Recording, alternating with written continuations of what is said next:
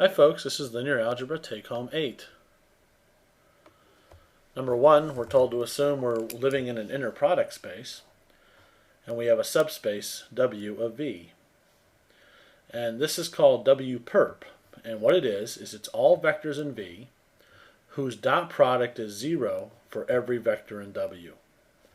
And in part 1 we're asked to prove that W is a subspace of V. So W is called the orthogonal complement of W in V. And so let's look at number 1.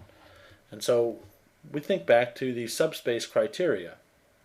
So we have two things to check.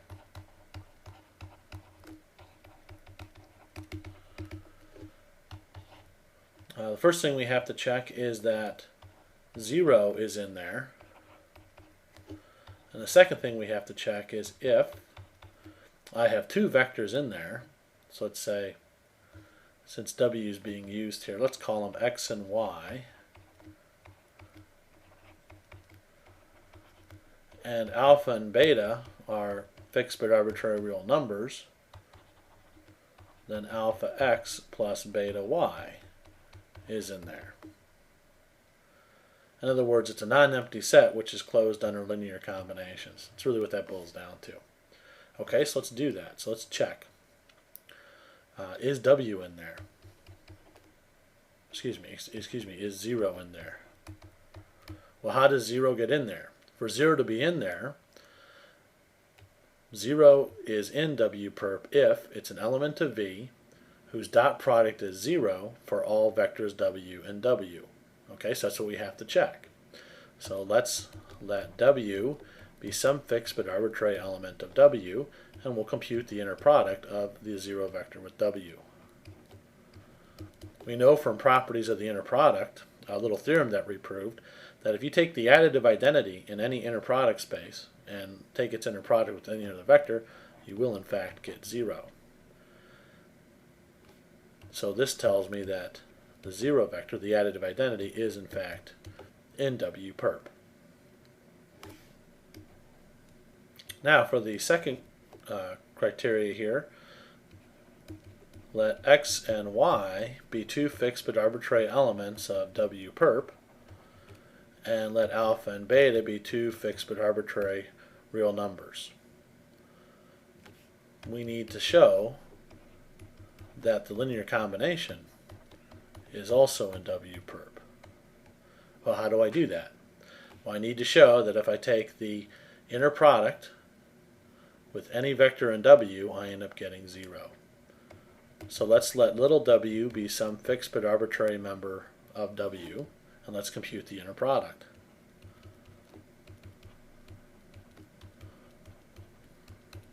Now, one of the properties of an inner product is that it's linear in the first component. That means I can break this up into alpha X W plus beta Y W. Then I can pull out the scalars.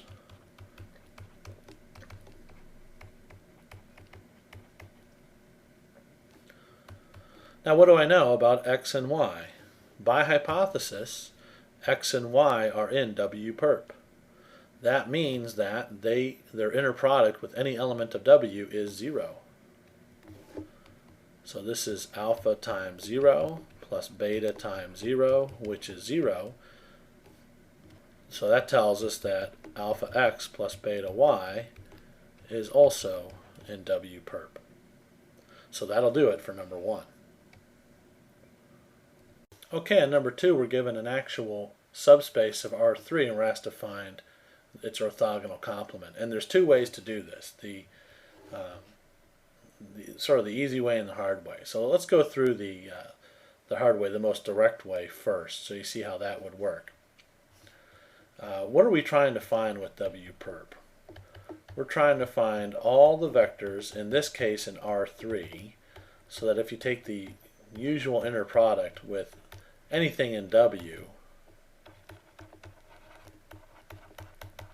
you're going to get 0. So these have to be orthogonal to all these things.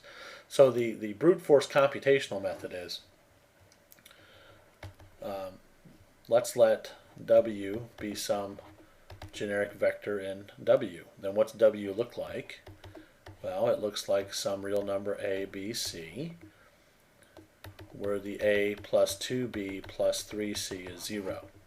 So this gives us a little better characterization. We can solve for a, and so W equals minus 2b minus 3c, b, and c, where b and c can be any real numbers we want. Okay? Now, what's my v going to have to look like? My v looks like a v1, v2, v3, and if I want v inner product with w to always be 0, then that means negative 2b minus 3c v1 plus b v2 plus c v3 has to be 0 for any choice of real numbers b and c. So b and c are acting as variables. They're acting like x and y. Okay, so you can think of this as being negative 2x minus 3y v1 plus x v2 plus y v3 is 0. So the only way we're going to get that to be 0 all the time is if the coefficient of b itself and the coefficient of c itself always work out to be 0. Okay, so as we just mentioned, the coefficient of b is going to have to be identically 0. So what is the coefficient of b? Well, we got negative 2v1 plus v2. That's got to be 0. And the coefficient of c also has to be 0. That's going to be minus 3v1 plus v3 is 0. And really what we have here, folks, is a system where we have 3 unknowns and we have 2 equations. So since it's a homogeneous system, we're guaranteed at least one free variable. And in fact, it's pretty easy to see here. You can solve for v2 and v3 both in terms of v1. So then the v1 is free. So this vector v, which was v1, v2, v3, is actually v1, 2v1, 3v1, which is v1 times 1, 2, 3.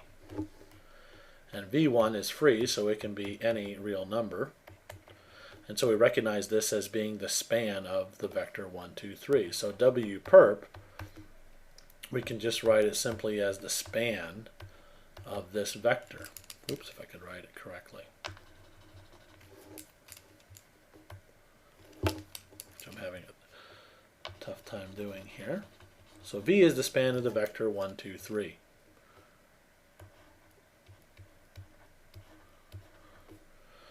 Which, if you want to write it out, it's the set of all, I guess, v1, 2, v1, 3, v1, as v1 runs through R. You could also just do it that way. Now, does 1, 2, 3 ring a bell? Well, it should. Those are the coefficients of the A's, B's, and C's. And this leads us to the easy way to do this problem, depending on how much calculus you remember.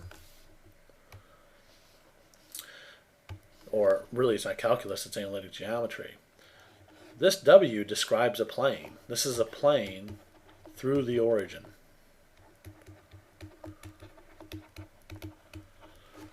Okay, so it's a plane. Now, one way we've described planes, especially in Calc 2, is with the use of a normal vector. Okay, so if I'm looking for W perp, remember, is going to be all vectors that have an inner product of 0 with any of the vectors on this plane.